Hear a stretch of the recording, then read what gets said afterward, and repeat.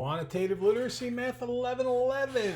And that is a picture of Pedro Martinez, in a Hall of Fame pitcher. He should be in it by now. If for some reason he's not, he will be very soon. You know, most professional baseball pitchers are like 6'4", 6'5". They usually weigh well over 200 pounds. And they are just dominant physical specimens. Pedro, on the other hand, I think he was about 5'10" or 5'11".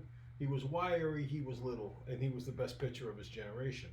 Someone asked once about him, and they said, how can he be so good? And they said, one, he is fearless, and two, he's the most prepared player in professional baseball. He is the one of whom I learned the expression, performance is a function of preparation.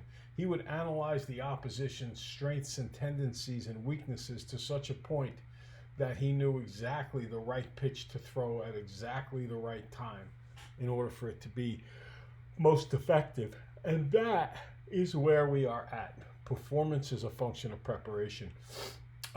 We have finished teaching all about financial planning and the things you really need to know to get a good, solid start as a member of a family and as a member of an educational staff. And if you don't go into a career in education, you've learned a really good way to set up the finances for the rest of your life. And we got a test coming up.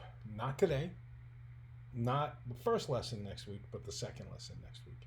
The first lesson will be a pre-test. And I just tell it the way it is. I was a little disappointed in the first test that we took. There were a lot of really good grades. There were, unfortunately, a handful of not very good grades. Performance is a function of preparation. If you prepare for this test, if you take it seriously, you'll do great. You'll do fine. And eventually, after a few of those, you will overcome the effects of, if you were one of the ones who got a poor grade the first time, you'll overcome the consequences of that. But if you don't, then you could be putting yourself in a position where you might not do well for the course for the market period, and we don't want that to happen. So performance is a function of preparation. So today's lesson is all review. Everything we do today will be reviewing the concepts about financial management and some of the things we've done along the way. You know, why do we do PRAXIS in the beginning of every lesson? We do it because eventually we need to take a PRAXIS test. And the difference between success and failure, passing and pursuing your career versus having squandered an opportunity, it could come down to a handful of questions, less than 5. So I want to make sure that you are as prepared as you can possibly be for that test. So teaching you about how to prepare, the test savvy, the types of questions you are likely to see, at least according to what the internet tells me. I want to make sure you're ready for that sort of thing. And you just most kids don't fail by a lot. Usually you fail pretty close, and just a handful of questions will get you up and over that hump. So look at today as the beginning of preparing for your next exam, and a little bit for the PRAXIS. Performance is a function of preparation. So how you prepare is how you perform. All right. And as usual, PRAXIS prep, review material, and classwork contemplations. Here are the PRAXIS prep questions. We'll just do stop and start on each and every one of these. Go ahead. Okay, so product means the answer to multiplication. The rules for operating with integers can be confusing. We talked about that when I first presented this.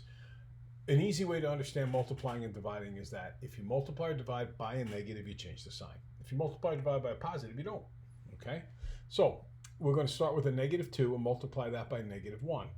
Look, 2 times 1 is 2, but because I multiply by a -1, I have to change the first sign. It becomes positive. Then I'm going to multiply by a +4, so I keep that sign. 2 times 4 is 8. Then I multiply by a -3.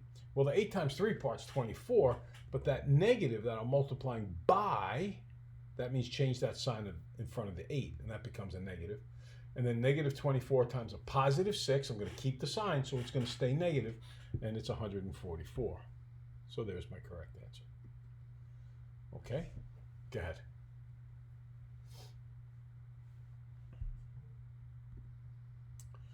Okay, so first we solve the equation, the very standard two-stepper. 3x minus 7 is 17. And please do keep in mind that these are all praxis questions. So in practicing these, you are practicing for long-term success. And notice what they do. They take a very simple, straightforward question and they put a little twist on it. So you got to be prepared for little twists. In this case, 3x minus 7 is 17. Add 7 to both sides. Divide by 3. That gives you the fact that x is 8. Great. What do I do with that 8? Well, I plug it into or substitute it into the expression 4x plus 21. So 4 times 8 is 32 plus 21 is 53. Ding, ding, ding, ding, ding. We have it correct. What's the greatest common factor of 56 and 21? This is definitely a test savvy type of question. Okay. So what we learned about this question is, look, do you know off the top of your head the biggest number that divides into both 56 and 21? Because factors divide into, like factor trees, divided into the number when you were in elementary school. The answer is 7. 7 is the biggest number that divides into both. But what if you didn't know that? Well, then you can get a little test savvy here and say, let's try 1, let's try 21, let's try 2, let's try 7, and let's try 14. And when you try all of those numbers, the biggest number that works is 7. Go ahead.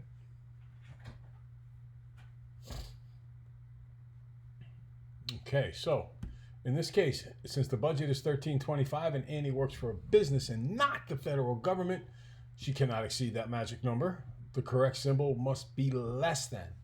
Now remember when we talked about greater than and less than, it's the ends of the number line. Here's your less than symbol, this arrow, not the line in between, but just the V arrow on its side here. Pointing to the left, it's the tip of the arrow, so to speak. That's the less end of the arrow, so that's less than. And on the other side is the greater end of the arrow, so that's greater than. Therefore, you have to have a less than expression, and B or D are possible.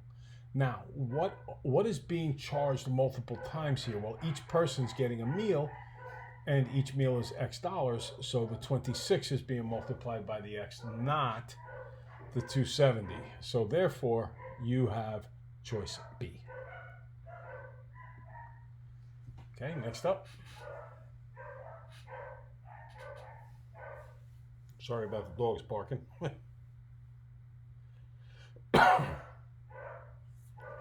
Okay. So Dom earns $285 plus something each week. Now, let's put aside the $285. We'll bring that back in later. That's easy. Let's figure out what the plus something is. That's the commission. And it's 8%. 8% of the 58.53. So I convert 8% to a decimal, 0.08. I multiply it by 58.53. And I get 468.24. Then I add the 285 back in, and I get 753.24. I swear I am not beating my animals. They are barking at somebody at the road. And that was the last praxis review question for the day. So then they have stopped. So I need to stop recording this, and I need to go play with the dogs for a minute so that they'll shut up and I can put them in their crates. They can take a little nap so I can do some more of this and take another dog for a walk. Have a great day.